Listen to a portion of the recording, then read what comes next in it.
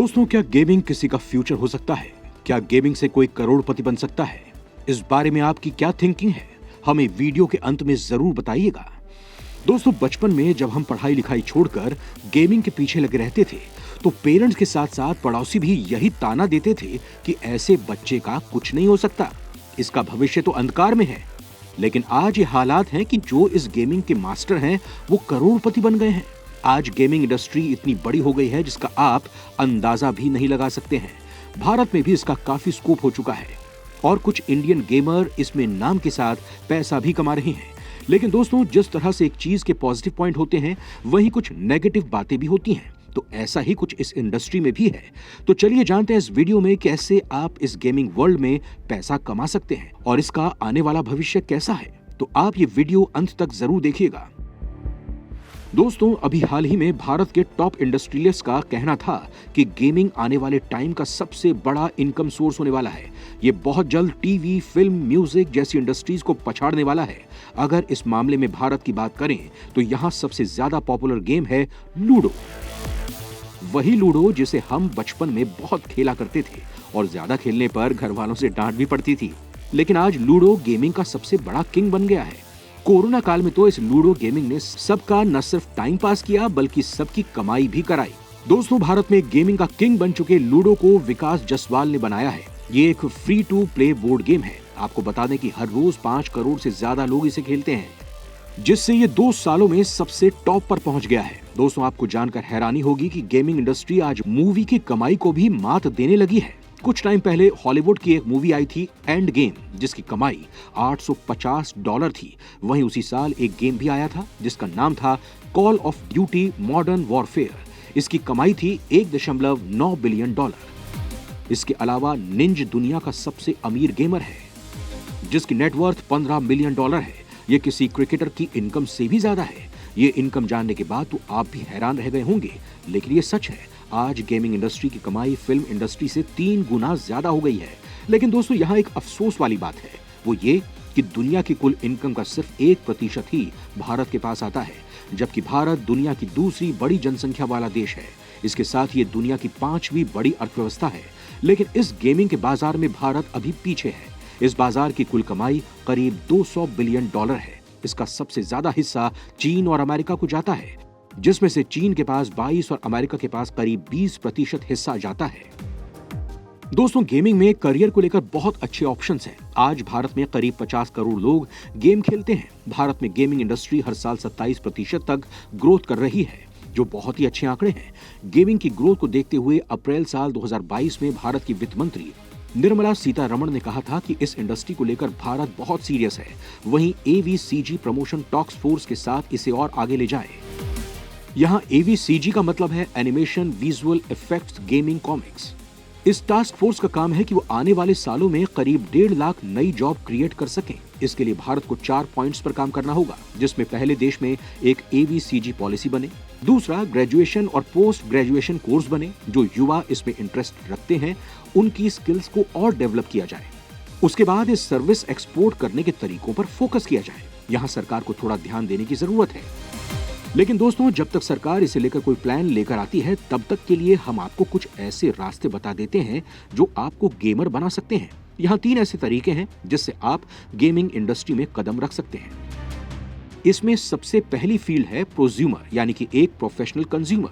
दोस्तों, ये ऐसे गेमर होते हैं जो इसे अपना करियर बनाते हैं, जैसे किसी टूर्नामेंट में हिस्सा लेना और गेम को जीतकर पैसे कमाते हैं। एक प्रोफेशनल गेमर बनना किसी प्रोफेशनल एथलीट के बनने जितना ही मुश्किल होता है, क्योंकि इसके लिए भी आपको परफेक्ट स्किल्स, प्रॉपर प्रैक्टिस और पेशेंस की जरूरत होती है। इन सब क्वालिटी के साथ आप एक परफेक्ट गेमर बन सकते हैं। किसी भी गेम में परफेक्ट बनने के लिए करीब 50 से 70 घंटे की कड़ी प्रैक्टिस की जरूरत होती है, जो आपकी छोटी से छोटी और बड़ी स्किल्स को डेवलप करते हैं। दोस्तों, आपने देखा होगा कि फोर्टनाइट वर्ल्ड में एक 17 साल के लड़के ने $3 मिलियन जीते थे। लेकिन दोस्तों, इस जीत की खुशी के पीछे बहुत कड़ी मेहनत छिपी थी। उसने सालों तक लगातार घंटों तक प्रैक्टिस की थी। उसके बाद वो इस मुकाम को हासिल कर पाया था।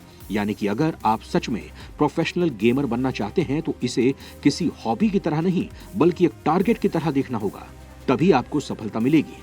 दोस्तों, एक रिसर्च में ये देखने में भी आया है कि जो गेमर इस सेक्टर में माहिर हैं उनका एक सीक्वेंस रहा है, यानी उस मुकाम तक पहुंचने के लिए उन्होंने कुछ सिमिलर स्टेप्स को फॉलो किया है, जैसे पसंदीदा गेम कौन सा है, community of gamer, tournaments, victory और स्पॉन्सरशिप।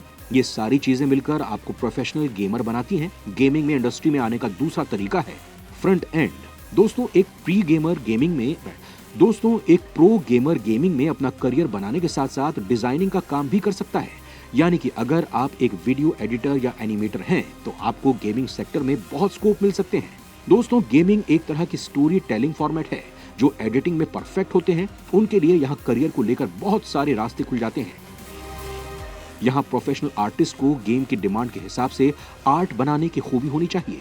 जो इस चीज में माहिर है उन्हें फिर लाइफ में पीछे मुड़कर देखने की जरूरत नहीं होगी, क्योंकि यहाँ स्कोप ही इतना है कि आप जितना चाहें उतना कमा सकते हैं। तीसरा तरीका है बैक एंड। दोस्तों कई बार ऐसा होता है कि आपको गेमिंग में इंटरेस्ट है, आपको गेमिंग में इंटरेस्ट तो है, लेकिन आप सही से खेल नहीं पाते हैं। और तो और डिजाइनिंग में भी आप जीरो हैं, लेकिन इन सब माइनस पॉइंट्स के बाद भी आप गेमिंग में करियर बना सकते हैं। सिर्फ आपको यहाँ कोडिंग सीखनी होगी। यानी कि अगर आप डेटा एनालाइज करने में माहिर हैं तो आपको गेमिंग में काफी स्कोप मिलेगा। यहाँ डेटा का क्या काम है इसके बारे में भी आपको बता देते हैं।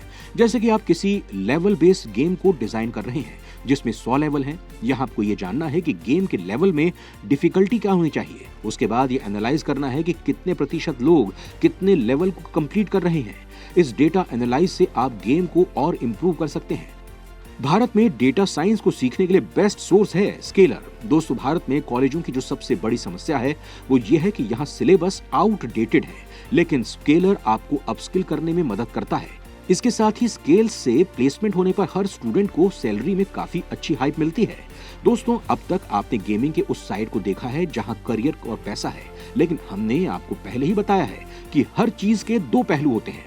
इस गेमिंग का भी दूसरा साइड है जो डार्क है, यानी कि इविल साइड ऑफ गेमिंग। दोस्तों इस गेमिंग फील्ड में बहुत से ऐसे गेम हैं जो किसी भी तरह का नुकसान नहीं पहुंचाते हैं, लेकिन यहाँ कुछ ऐसे गेम भी हैं जो आपकी लाइफ तक बर्बाद कर सकते हैं। ये गैम्बलिंग को बढ़ावा देते हैं, यानी कि क्लिक के साथ कैसीनो आपके साथ हो लेता है। भारत में गैम्बलिंग एक स्टेट सब्जेक्ट की तरह है, यानी कि किसी स्टेट में ये लीगल है, किसी में नहीं। ये वहां की स्टेट गवर्नमेंट डिसाइड करती है कि इसे अलाउ करें या नहीं।